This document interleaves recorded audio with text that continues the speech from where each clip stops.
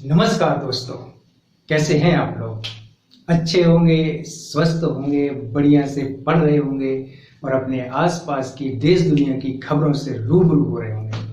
दोस्तों, कभी आप लोगों ने क्या जमीन पे पानी गिरा है क्या आपके हाथ से कभी भी? जैसे गिलास गिर जाए या आपके हाथ में कोई बोतल हो वो गिर जाए। आजकल तो बोतलों के ढक्कन लगे रहते हैं तो उनके पानी गिरने से ज्यादा फर्क नहीं पड़ता होगा, है ना। लेकिन दोस्तों, अगर आपके हाथ में गिलास है या लोटा है, अगर उसका पानी गिर जाए तो कभी गिरा है क्या आपके हाथ से? गिरा है क्या? अगर गिरा है तो आप देखना कि वो पानी आगे किस ओर बह रहा है, वो पानी किस ओर बह रहा है गिरने के बाद। कभी गिरा हो तो आपने ध्यान दिया कि किस ओर जाता है वो पानी गिरने के बाद, किधर बह रहा होता है? नहीं दिया तो अब देना मेरे दोस्तों, या आज गिरा के देख लेंगे। एक आध गिलास गिरा से कब हो जाए, कछु ना हुए। आज गिरा के देख लेना आप, ठीक है, पानी किधर बहता है। दोस्तों, आज हम लोग एक इतने बड़े, व्यापक, विस्तृत और तथ्यात्मक विषय पर बात करने जा रहे हैं। तथ्यात्मक मतलब कि उसमें फैक्चुअल इंफॉर्मेशन ज्यादा है। फैक्चुअल इंफॉर्मेशन ज्यादा है, इसलिए अगर बताते समय एक आध फैक्ट इधर उधर हो जाए तो उनको आप देख लीजिएगा। दोस्तों, आज हम लोग पता है किस विषय पर बात करने जा रहे हैं, क्योंकि आप सोच रहे होंगे कि सुबह सुबह सर गिलास से पानी काहे गिरवा रहे हैं, सुबह सुबह हम गिलास से पानी काहे गिरवा रहे हैं। तो दोस्तों, पता है दोस्तों, पानी हम इसलिए गिरवा रहे हैं कि पानी अगर गिरेगा तो आप देखना कि ढाल किस ओर है, अर्थात पानी बह किस ओर रहा है। जिस ओर पानी बहेगा उस ओर ढलान जरूर होगी मेरे प्यारे दोस्तों। उस ओर क्या होगी? ढलान होगी। तो जब ढलान होगी तो उधर ही पानी जाएगा। बोलिए, तो बहुत छोटी बात है, ऐसा तो हमें सबको पता है, बिल्कुल पता है। लेकिन अभी आपने इस पर कभी गौर नहीं किया होगा। अब आप गौर करना कि कितना, और उसकी जो छोटी छोटी धाराएं हैं वो कितने भाग में बढ़ जाती हैं। जैसे एक पानी गिरा था तो 2 धाराएं बनेगी, 3 बनेगी, 4 बनी, कितनी धाराएं बनती हैं, उनको आप कभी ध्यान से देखिएगा।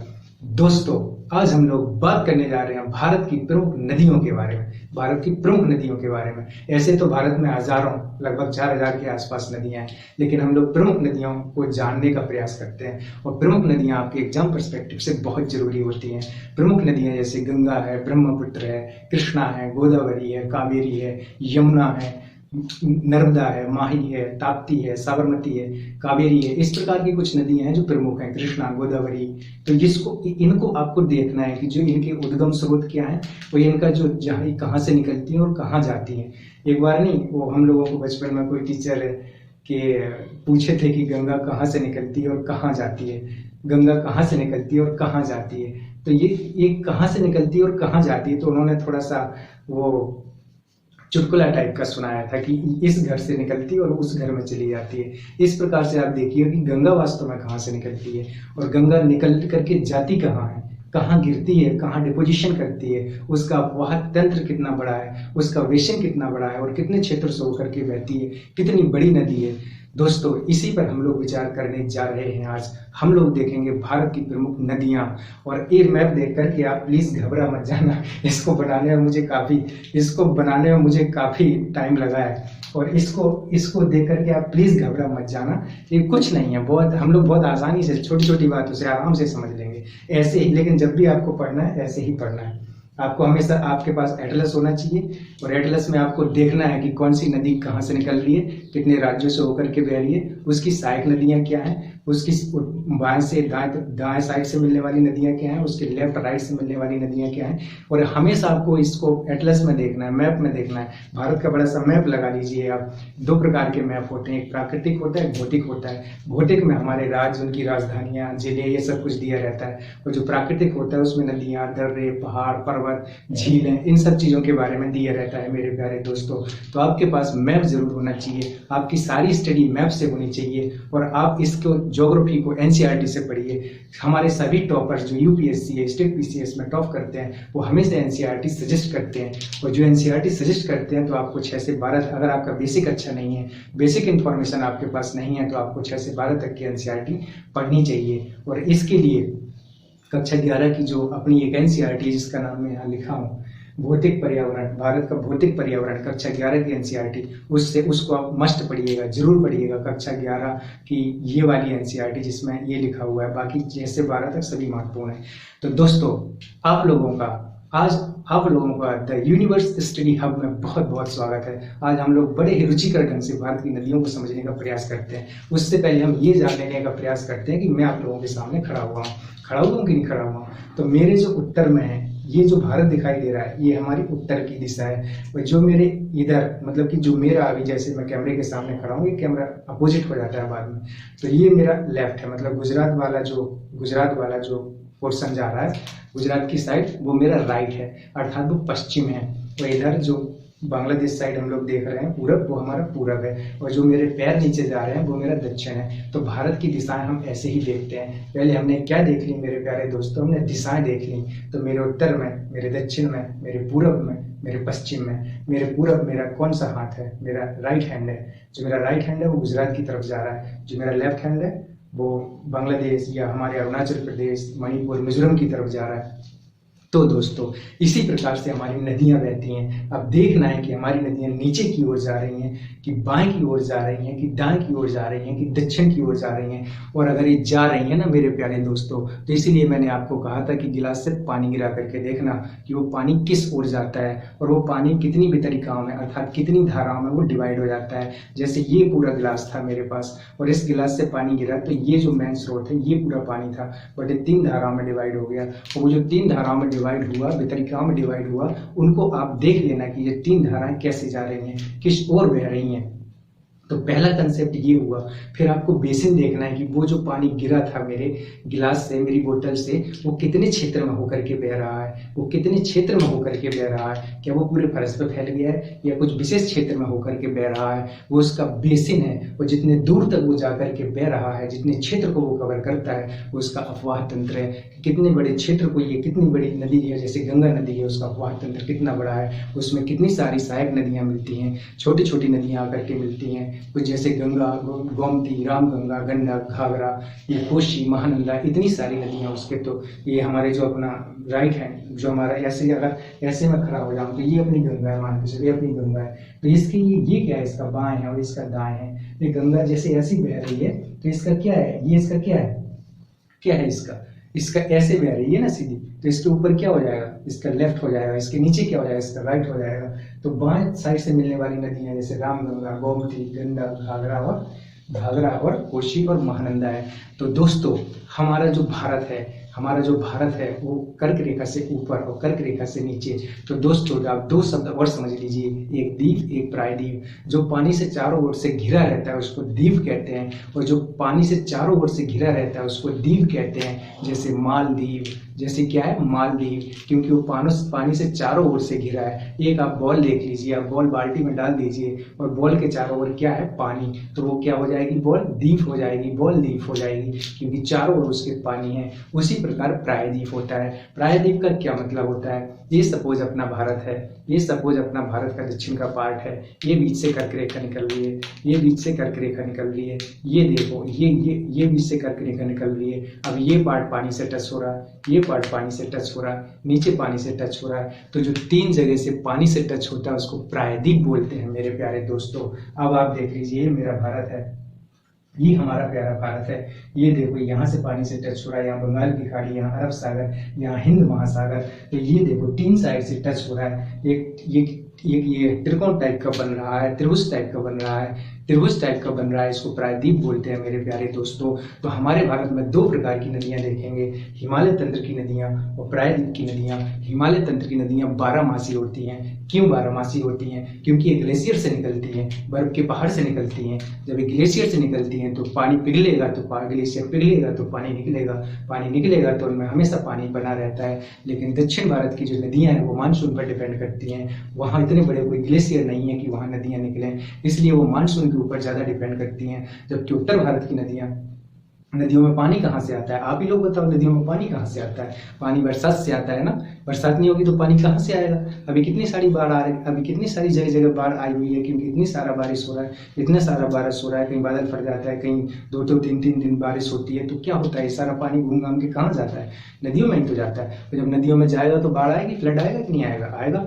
तो मेरे प्यारे दोस्तों, इसको आप समझने का प्रयास करिए कि उत्तर भारत की नदियाँ, दक्षिण भारत की नदियाँ, ये मेरा भारत है। आप मेरे सर को मत देखिए, मेरे सर और मेरे ये नीचे हाथ, ये पूरा भारत है। ये मेरी नाक से ऊपर देख लीजिए, मेरे नाक से नीचे देख लीजिए, मेरे नाक के सामने से क्या निकल रही है, कर्क रेखा निकल रही है। मेरे ऊपर उत्तर भारत की नदियाँ, मेरे नीचे दक्षिण भारत की नदियाँ हैं कि नहीं? ऐसे ही हमारा भारत है, प्यारा भारत है, न्यारा भारत है। अब देखो, हम समझने का प्रयास करते हैं। इतना सा चीज आप लोगों की क्लियर हो गई होगी। There is no doubt, there is nothing doubt, little bit भी डाउट नहीं है क्या? वही डाउट है इसमें, कहाँ से डाउट हो जाएगा? अब देखो, ये कुछ नदियां हैं हमारी, पंचनद बोलते हैं इनको। सिंधु, झेलम, चिनाब, रावी, ब्यास, सतलज। सिंधु, झेलम, चिनाब, रावी, ब्यास, सतलज। सिंधु, झेलम, चिनाब, रावी, ब्यास, सतलज। सिंधु, झेलम, चिनाब, रावी, ब्यास, सतलज। कई बार बोलिए, आप लोगों को याद हो जाएगा, घबराने की जरूरत नहीं है। पता है दोस्तों, मुझे ना, मैं बार बार डिस्टर्ब हो जाता था, मैं क्रम भूल जाता था रावी और ब्यास को लेकर के। रावी और ब्यास को लेकर के क्रम भूल जाता था कि उत्तर से दक्षिण अगर मिलाने के लिए क्रम आ गया, सबसे पहले सिंधु, फिर झेलम, फिर चिनाब, फिर रावी, फिर व्यास, फिर सतलज। तो रावी वाला बड़ा कंफ्यूज कर देता था। तो मेरा नाम रवि है, तो मेरा नाम रवि है, तो मेरा नाम रवि है। तो मैंने कहा पहले रा है, फिर वी है, पहले रावी है, फिर व्यास है, फिर सतलज है। तो ये क्रम है उत्तर से दक्षिण नदियों का। सिंधु नदी कहाँ से निकलती है? अच्छा दोस्तों, ये बात और मैं बताना भूल गया। कल मेरे एक मित्र बोले थे कि आप भारत की नदियों पर ये टॉपिक लीजिएगा। तो पहले, हालांकि मैं बहुत पहले से सोच रहा था इस टॉपिक को लेने के लिए, बट कल उन्होंने मुझसे कहा तो मैं उनके अनुसार इस टॉपिक को लेकर के आया हूं।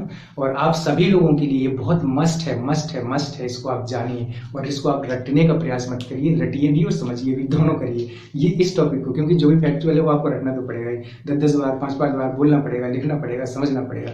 और जो इन्फॉर्मेटिव है, जो समझने वाली है, वो समझना। कंसेप्ट जो मैंने बता दिया आपको कि पानी गिरा तो कैसे जाएगा, कैसे बेतरिकां बनती हैं, कैसे बेसिन है, कैसे अपवाद तंत्र है, कैसे अपर्दन होता है नदियों में, कैसे निक्षेपण होता है, कैसे गाद बनती है, कैसे कैसे हमारे डेल्टा बनते हैं, कैसे एस्चुरीज बनते हैं, ये सब कंसेप्ट है, इनको आपको समझना है। लेकिन नदी कहाँ से निकलती है तो रटनी पड़ेगा ना मेरे प्यारे दोस्तों।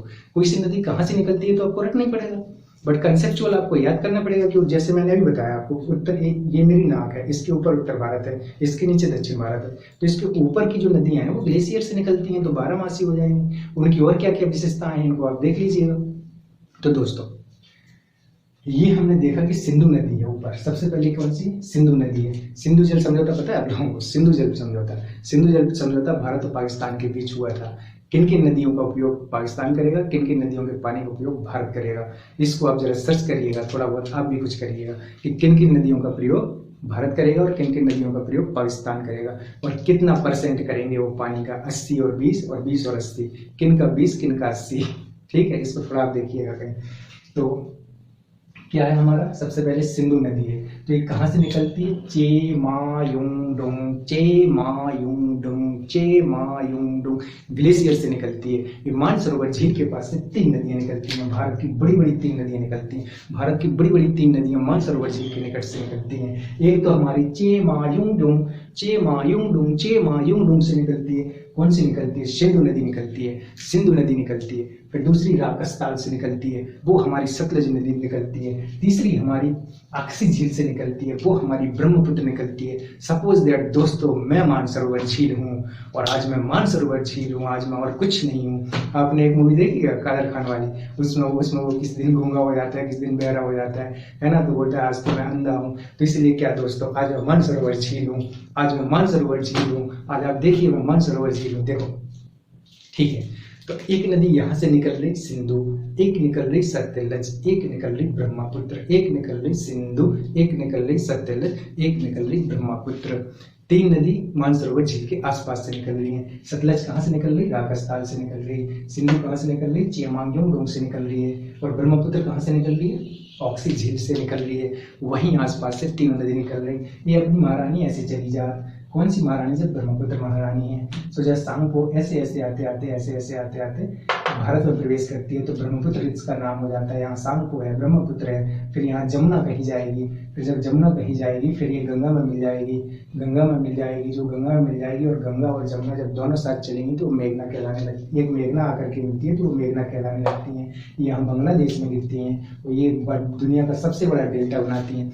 और जो डेल्टा होठ का है, तो डेल्टा जो उसके जो भी गाद आद उसमें जमा होती है, कूड़ा करकट जमा होता है, सब बह के जब नदी आती है। कभी कभी आप गांव में अगर आसपास रहते हैं तो नहर देखी होगी, जब नहर छोड़ते हैं तो देखना ना आसपास जितना भी कूड़ा करकट है सब बहा के ले जा रहा है एक बार में, और जो वो गाद है वो कहाँ गिरेगा, वो जा करके जहाँ ये जाएगी वहीं तक लेकर के जाएगी। उसी को जब ये एक जगह डिपोजिट होता है, निच्छादन होता है, जहाँ पे वो निक्षेपण होता है, वहीं पे वो गाद जमा होती है, उसको फिर हम डेल्टा कहने लगते हैं। तो दोस्तों देखो, कोई दिक्कत यहाँ पर नहीं।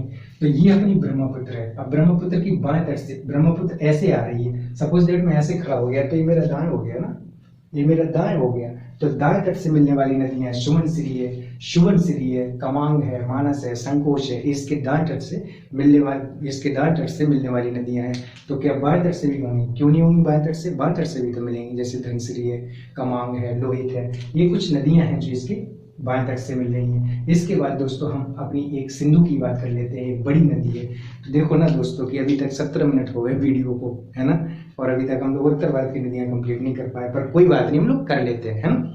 वीडियो लंबा हो जाएगा तो क्या बात है, कि एक ही वीडियो में सभी नदियां तो निपट जाएंगी ना, निपट जाएंगी कि नहीं निपट जाएंगी। ये देखो, ये अपनी सिंधु है। सिंधु नदी कहाँ से निकलती है बता दिया, ऐसे ऐसे आते आते पाकिस्तान जाती है। तो इसका ये जो दाएं तट है, इसका ये जो राइट हैंड है, तो ऐसे बह रही है, ऐसे बह रही है। तो ये इसमें श्योक, काबुल, कुर्रम, कामुल, ये इसके दाएं तट से मिलने वाली नदियां हैं। श्योक, काबुल, कुर्रम, गोमल, ये कहाँ से आती है उतना महत्वपूर्ण नहीं है। आप लोगों को जो मेन नदी है उनकी सोर्स और डिपोजिशन कहाँ से निकलती है, कहाँ गिरती है, ज़्यादा जानना जरूरी है। जैसे गंगा, ब्रह्मपुत्र, कृष्णा, गोदावरी, कावेरी, इनकी सहायक नदियाँ भी जाननी जरूरी है। और भाई जो अगर कॉमन जैसे कि SSC की, रेलवे की, या बैंक PO या इस प्रकार की कोई एग्जाम है, तो सोर्स और आप बस ये याद कर लो कहाँ से निकलती है, कहाँ गिरती है ना। जो सहायक नदी UPSC और स्टेट PCS और बहुत गहराई में जाकर के पूछता है, वो बाल की खाल निकालता है। और कभी कभी आप सब कुछ जानने के बावजूद भी क्वेश्चन कर नहीं पाते हैं, वो अलग चीज़ है। लेकिन जो आप छोटे मोटे एग्जाम दे रहे हैं उसमें तो सीधा सीधा कहाँ से निकल रही, कहाँ गिर रही, कौन कौन सी नदियाँ हैं। और ज़्यादा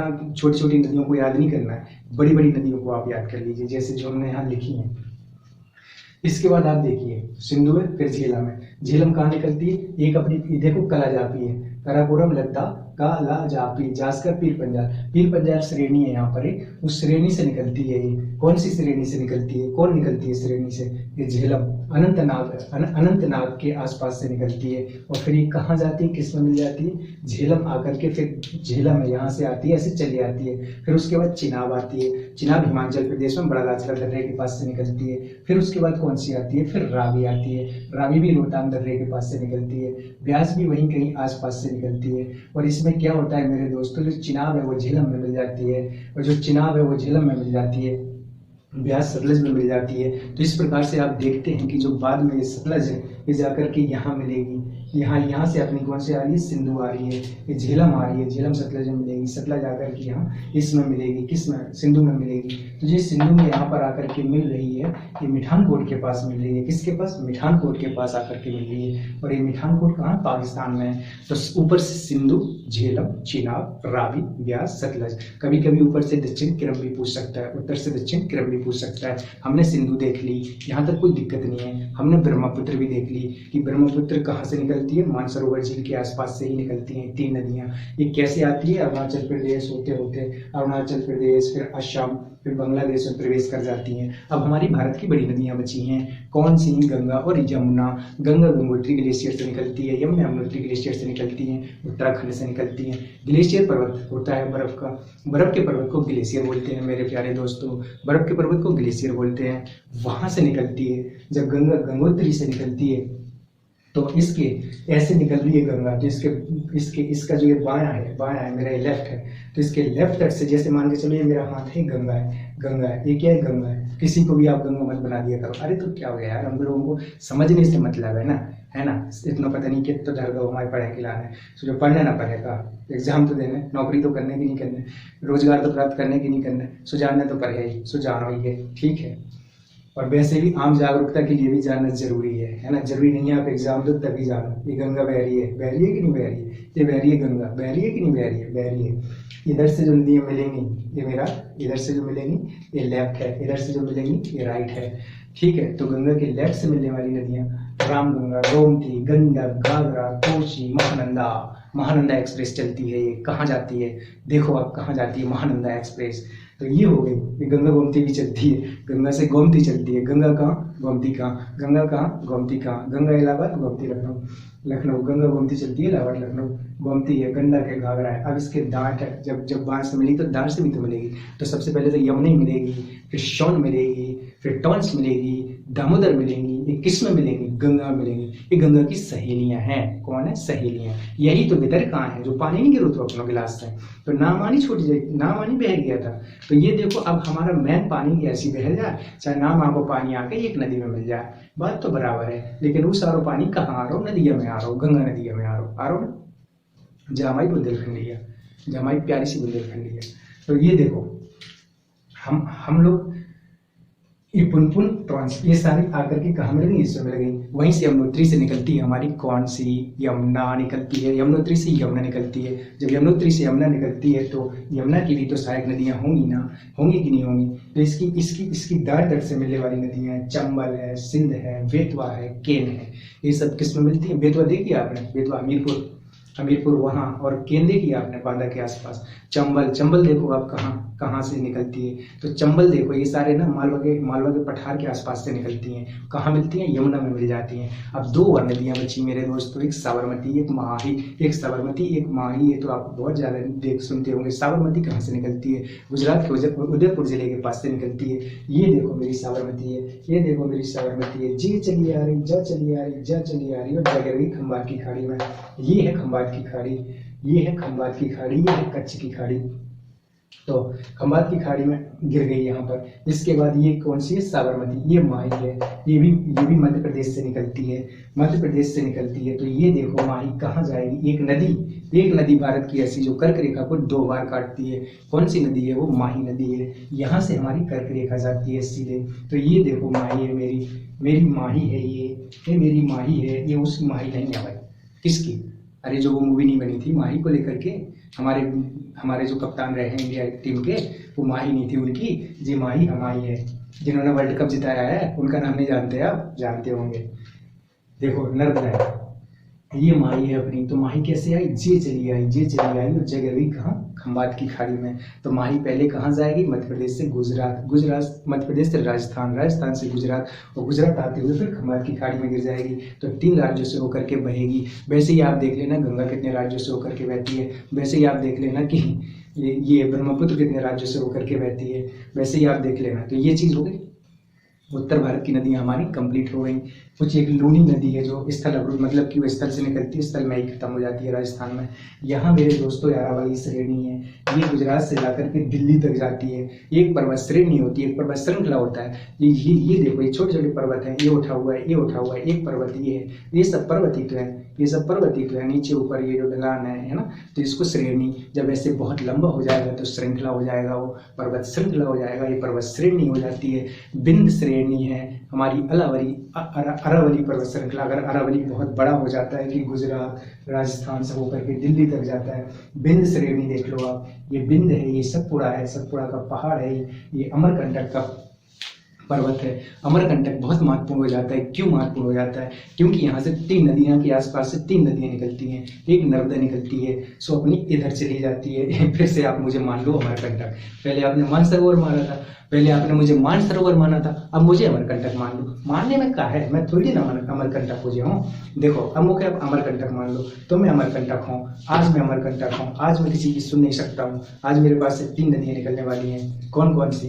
एक नर्मदा, एक सोन, एक महानदी मेरे आसपास से निकलने वाली है। महानदी छत्तीसगढ़ होते हुए सिलवासा के आसपास से निकलती है, छत्तीसगढ़ होती हुए यहाँ बंगाल की खाड़ी में गिरेगी, और ये सोन नदी जाकर के गंगा में मिल जाएगी, और ये नर्मदा जाकर के अपनी खंबात की खाड़ी में मिलेगी। नर्मदा कहाँ मिलेगी? खंबात की खाड़ी में मिलेगी। तो दोस्तों ये देखो, अब एक चीज़ और कि कौन सी नदियाँ पूरब की ओर बह रही हैं, कौन सी नदियाँ पश्चिम की ओर बह रही हैं। तो ये देखो, ये उत्तर भारत की जो नदियाँ हैं हमने देख ली। अब प्रायद्वीपीय भारत में पश्चिम की ओर बहने वाली नदी देखो, नर्मदा पश्चिम की ओर बह रही है। अब आप फिर तुरंत सोचो चाहिए तो कि जब पश्चिम की ओर काय बह रही, अभी तक तो सब उत्तर की ओर चली जा रही थी, मस्ती में चली जा रही थी, उन्हें कोई टेंशन ही ना आती।